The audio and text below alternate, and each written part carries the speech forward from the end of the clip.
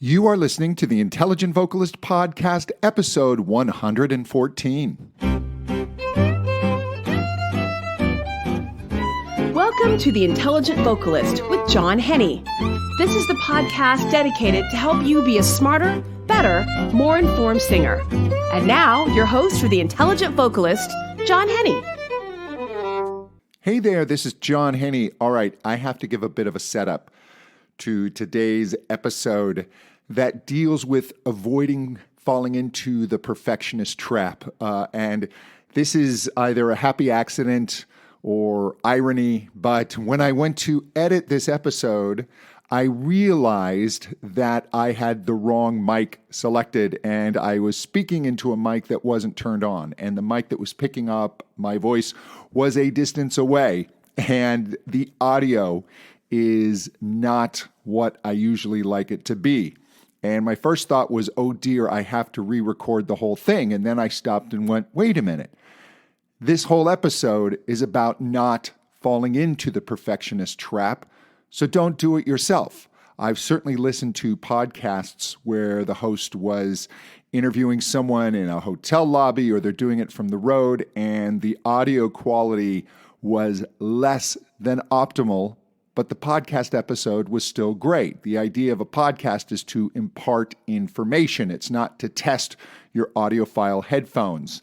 So with that in mind, I am going to do as I say and not fall into the trap. So I present my non-audiophile version of The Intelligent Vocalist. Hey there, this is John Henny. Welcome back to another episode of The Intelligent Vocalist. I do so appreciate you spending your precious listening time with me.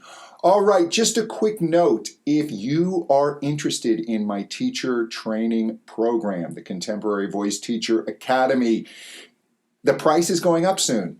So if you want to get in before the price hike, go to johnhenny.com and click on teacher training in the menu, and you can get all the information there. But it will take you step by step through becoming a contemporary voice teacher.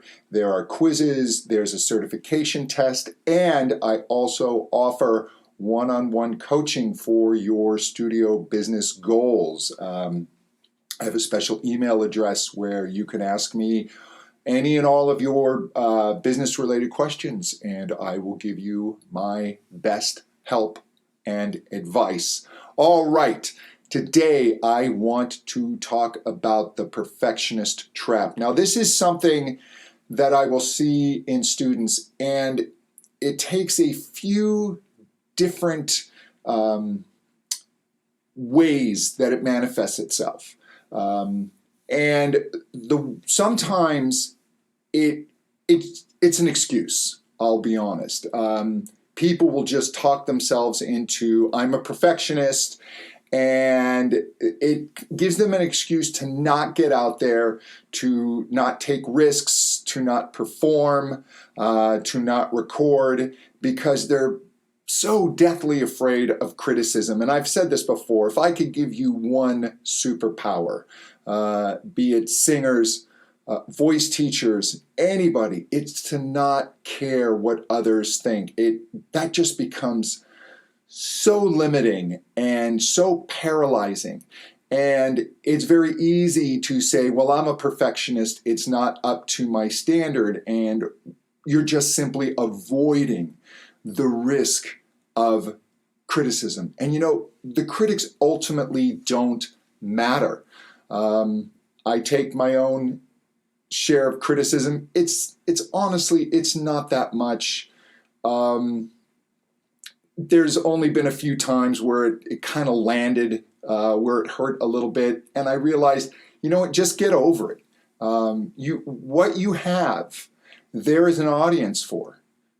What you do, there are people that can be touched and helped by you, and you owe it to them to get out there and not worry about the critics and the naysayers. And so you just want to watch that, thinking about perfectionism and labeling yourself a perfectionist. Oh, really be careful with that. Really be careful with embracing that, and really watch that it's not an excuse. There's the old saying, paralysis by analysis, and it's something that I deal with when I'm developing a course, even doing these podcasts. There are episodes where it ends and my brain wants to start going back and nitpicking, and could you have said that different, and were you clear enough on that point, and did you babble a little bit? And yeah, occasionally I will ramble. As I've said before, I don't write these out. I think it'd be very stilted for me to sit and just read from something. What I do is I get a topic, I'll write down a few points, I'll think about it, and then I'll just talk. And if it resonates with an audience, great. I can't nitpick and worry about it. I'd never get anything done. I'd never get any of my courses out there. I wouldn't be able to help people become voice teachers if I did this with my teaching course. I'm just constantly creating content. Some of it's better than others. And I watch and see how people react, and I respond. I certainly don't take the opposite approach that we'll talk about, kind of that Dunning-Kruger effect, which is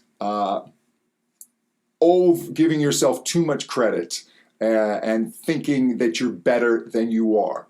And that's something that terrifies people. And we've all seen singers who have an inflated sense of themselves. I mean, they become the butt of the joke on shows like American Idol during the audition process. And people just watch the carnage as these inflated egos will go before the judges and just get destroyed. And they're not good singers at all. Some of those people that I've seen, I don't know if they should have been on television. Some of those people seem like they may be on the spectrum a bit. And I don't know if they still do it. I don't watch American Idol these days, but there were some cruel episodes. But that's a whole nother topic. But this idea and this fear of overestimating our abilities, you certainly don't want to be that person either. You want to have a clear picture of who you are. Now, is perfectionism always bad? No, of course not. There are people who are perfectionists who create great lasting works of art. So one of my favorite artists, Peter Gabriel, is a notorious perfectionist in the studio, and he would just take years to get something out. Now I think it's getting close to 20 years since he's released something. So that perfectionism now starts to become a bit of a problem. Steely Dan, if you listen to any of their recordings from the 70s and 80s, they still sonically hold up. And they were notorious perfectionists, doing take after take after take. But these works of art hold up. Stanley Kubrick, notorious perfectionist, take after take. But you can watch The Shining today, and it's an amazing work of art. But they didn't let their perfectionism crush them. It didn't bring them down. They talk about perfectionist strivings versus concerns. And they had perfectionist strivings. They were out to do the best work they absolutely could, rather than allowing this idea of perfectionism to attack their self-worth and their ego and shut them down. And that's where you really, really want to be careful. When you are working on your voice, allow your perfectionism to show you, if you identify as a perfectionist. If you're someone that strives for excellence, that's fantastic. That is actually a very healthy way to look at these things. But if you feel that you really have perfectionist tendencies, and from what I've read, more and more young people tend to have this, and it can be very damaging if it's not managed correctly. So if you find that you have this, use it to show yourself where you can do more work, what you can focus on in your voice, what you can practice on, what you can go find a good teacher to help you with. But don't let it start to destroy your self-worth, your motivation, your love for singing. If your perfectionist tendencies kick in that internal negative dialogue, where you just start beating yourself up. That is not healthy. That will shut you down. That will stop you from reaching your goals. And speaking of goals, you have to set realistic goals. I can't stress that strongly enough. You need goals. You need places where you want to improve. But you cannot look. I've had students look at the greatest singers in multiple genres, and they want to be as good as these singers on every level. They will look at singers who have voices completely different than theirs and say, I want to sing like this person, as good as this person. That's not going to happen. It's not going to happen in the way that they are thinking about it. If you are listening to Whitney Houston and you want your voice to be as big as hers, you likely don't have her instrument. Very few people do. You have your instrument. You need to find your goals, not other singers' goals. And I stress again and again in these podcasts to really embrace who you are, your special gifts. It's about you. Nobody is looking for the next Whitney Houston because they have all of Whitney's recordings. I've heard singers try and be the next Frank Sinatra. And man, there's really, all these years later, there's really only one Frank in terms of just his beautiful tone, his phrasing ability, his connection with lyric, and his ability to tell a story. What Frank had was magic. But you have your own magic. Frank wasn't worried about belting out high C's. That wasn't his voice. Frank wasn't worried about having the biggest voice in the world or being able to do great agility and run his voice up and down. He knew he wasn't Ella Fitzgerald. So he didn't try and compete with Ella, because Ella is next level brilliant in a different way. So if Frank got stuck in some perfectionist tendency that he wasn't measuring up in his ability to scat sing like Ella, that's not what Frank did. Now, on the opposite end of perfectionism, Frank was notorious for not wanting to rehearse. I recently read the biography of Bob Fosse, which is a fascinating book. But there was one incident where he got a phone call, and the person heard Bob Fosse ask the person on the other line, I really appreciate that, but I have to ask you, would you be willing to rehearse and have an intensive rehearsal schedule? Okay then, I'm sorry, but we can't work together. And when Fosse got off the phone, he said, I just turned down Frank Sinatra. So Frank knew he had the goods. He knew what it was he wanted to express. He wasn't caught up in going back and being a perfectionist. He got his work out there. There are stories of mathematicians, scientists who would become so obsessed with making everything perfect that it's been said, if they had just published their work, they would have advanced their field by decades. But they didn't, because they got caught in the trap. You can't afford to get caught in the perfectionist trap. So if you are identifying as a perfectionist, what I want you to do is to really just step back and analyze how that's manifesting in your life and how that's manifesting in your singing or your teaching or your wanting to put content out there. And if it's an excuse for you to hide from criticism, that's something you have to deal with. Again, if you can be impervious, is that a word? I think so, to the slings and arrows that come your way, that is an amazing gift. Otherwise, you're just going to come to the end of your life with regrets. So look and see if it's an excuse, or look and see if it's manifesting itself as something, perfectionist concerns that are starting to rip at your self-esteem and to pull you down in that way. That's actually more serious. Or do you have perfectionist strivings? Is it really about the work? Are you really just trying to be the best you can be and to make your work the best it can be?